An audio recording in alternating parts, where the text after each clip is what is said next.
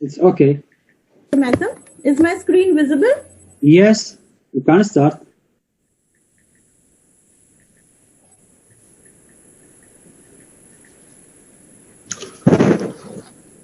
Dear colleagues, and first I would like to thank Dr. Mehtam for giving me this opportunity to present this topic in front of this August gathering.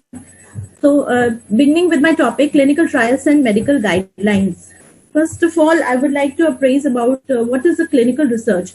Clinical research is the research which is carried out on human subjects, be it healthy or sick people. And the basic idea behind carrying out the clinical research is to increase the medical knowledge, increase the scientific knowledge, and it should be carried out by competent persons. Apart from this, it should have all the regulatory approvals, including the ethical consent and the informed consent from the patients. So, clinical trials, it is a scientific terminology defined as a systematic investigation in human subjects for evaluating the efficacy and safety of any new drug or compound.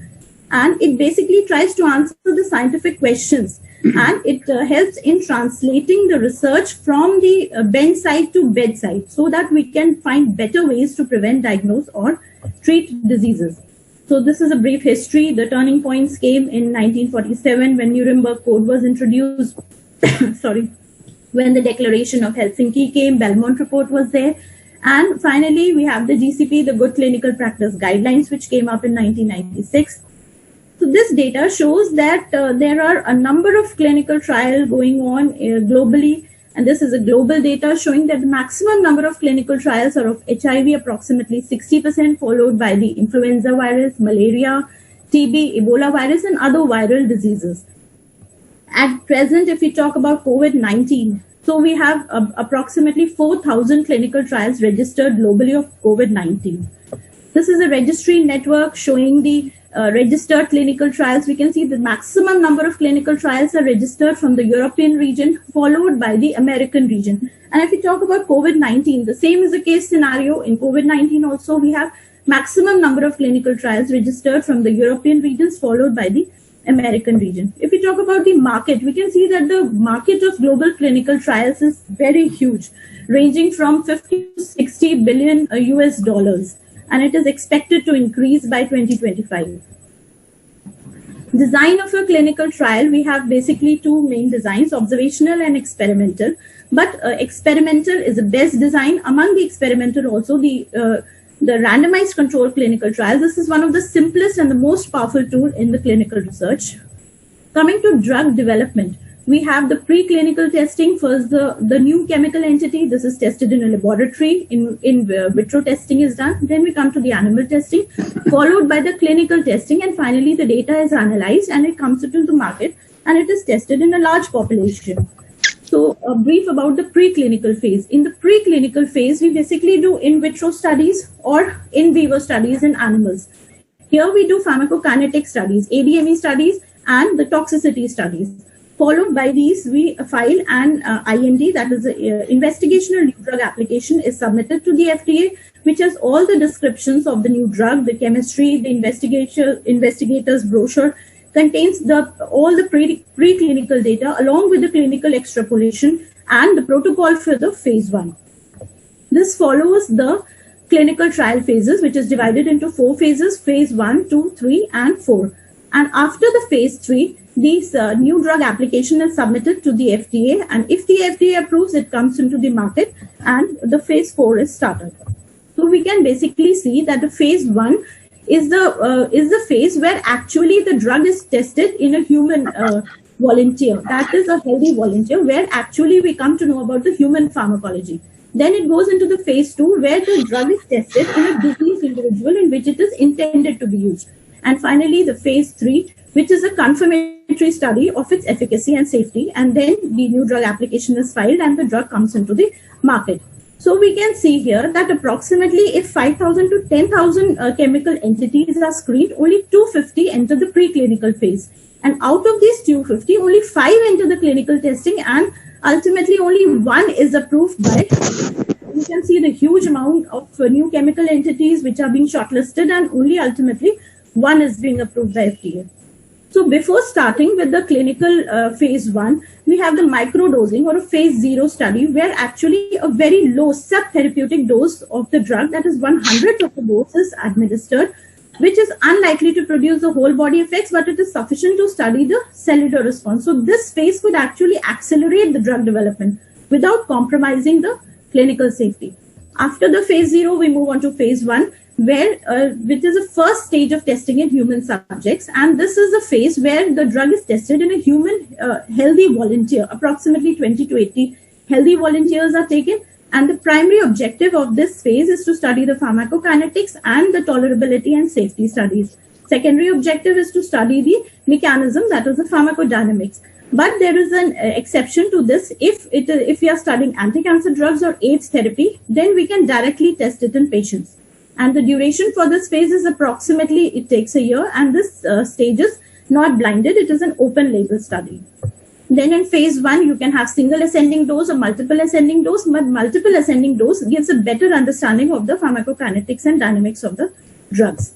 Coming to the phase 2, which is a therapeutic exploratory trial. This is the phase where actually we are testing the drug in the diseased patient in which it is intended to be used further. So this is done in about approximately 300 subjects to explore its efficacy, the safety, as well as its efficacy. So the duration of this phase is, it may take from 6 months to several years, and we require all the phase 1 data, preclinical data, for the regulatory approvals before proceeding for phase 2.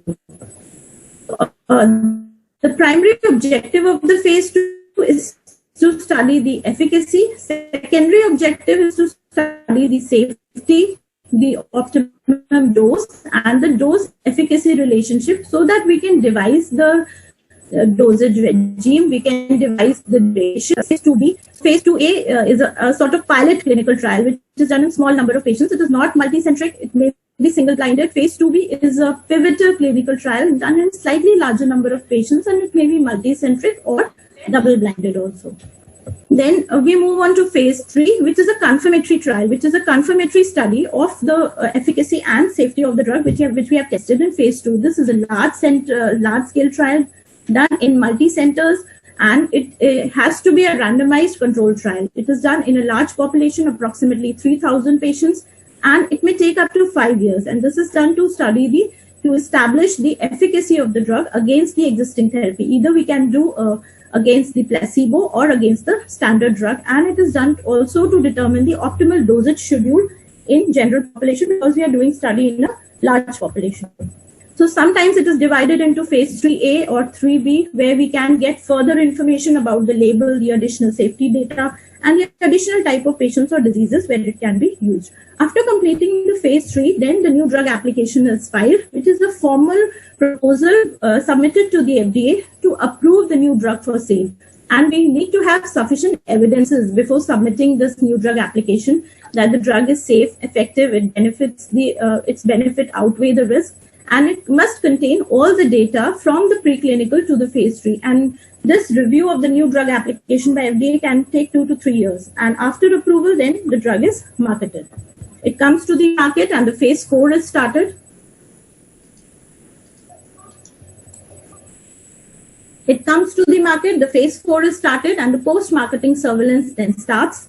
This is done to confirm the efficacy and safety in a large population, because phase 4 studies is done in 10,000 patients. And we can detect the unknown ADRs, we can evaluate overdosage in this phase, we can identify new indications, dose refinement can be done, evaluation can be done in different age groups or types of the patient. We can compare the benefit risk assessment, and other studies like pharmacoepidemiology, pharmacoeconomic studies can be done further in this phase 4 post-marketing surveillance.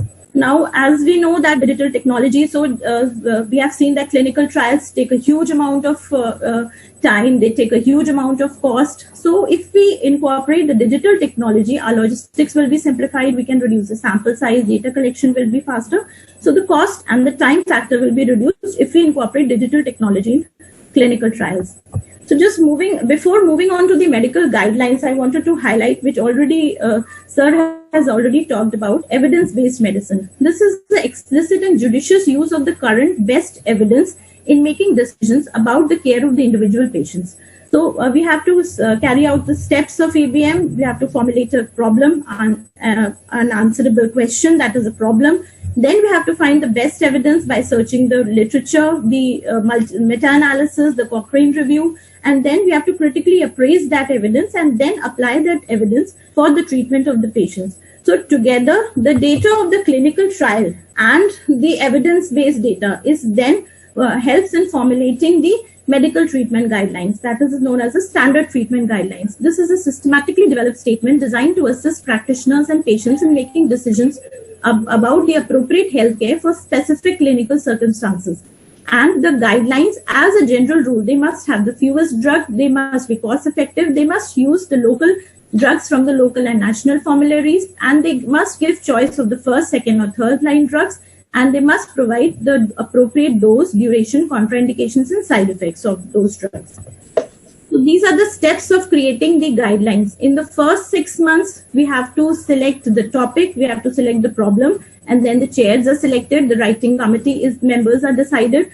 In the next 3 months, the writing committee discusses all the clinical issues and outline is developed.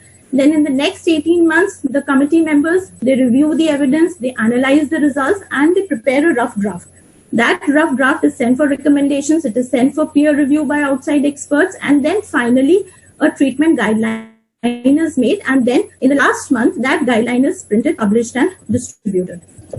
So what are the advantages of keeping a standard treatment? Why do we need the standard treatment guideline? There are several advantages for the patients, for the providers, for the health managers, as well as for the policymakers. For the patients, it reduces confusion and it increases the compliance, and it is the most so that the patient is assured that he is getting the most effective treatment. And also it improves the access to drugs, it minimizes ADR. For providers, it is good because it will provide a standard of access to the quality of care. It provides a simple basis for monitoring and supervision, and it minimizes the liability on the healthcare provider. Then for the supply management, it is very easy to coordinate. They can pre-package the common drugs beforehand. The drug demand is more predictable, so they can forecast, and it helps in managing the logistics and the inventory control. For the policymakers, again, it makes easy so that they can control the drug cost. They can use the drugs funds more efficiently, and they can also compare, and it also minimizes the legal issues. So having a guidelines is best for all. It is good for the patient, it is good for the doctor, it is good for the supply management staff, and also for the policymakers. Now, what are the disadvantages of these guidelines? Sometimes they can be inaccurate or incomplete, so which can provide a wrong information, so it may do more harm than good. And updating is very essential, which is very difficult and time consuming, and it must be done on a regular schedule. Then these guidelines are sometimes referred as cookbook medicine. So they cannot be individualized. They are usually generalized for the population. So it gives a false sense of security sometimes. So as we cannot individualize the treatment in each and every patient. So what are the key features? What these standard treatment guidelines should have? They should be simple, they should be credible, they should have the same standard for all levels, and because the drug supply is based on these standards. And a pre-service training should be given in the form of a manual, and regular updating is very essential, and pocket manuals should be developed so that it is easy to use for these guidelines, and the doctor or the patient can easy access from anywhere. So just to conclude, these standard treatment guidelines are formed in collaboration with the evidence-based medicine and the data of the clinical trial. This will help in rationalizing the medical practice. And secondly, educating people and the health professional about the hazards of the irrational curative care is very essential. So if we rationalize the clinical healthcare and we formulate the standard treatment guidelines, it will be beneficial both for the patient as well as for the treating doctor. Thank you. Okay, thank you so much, Dr. Cruz.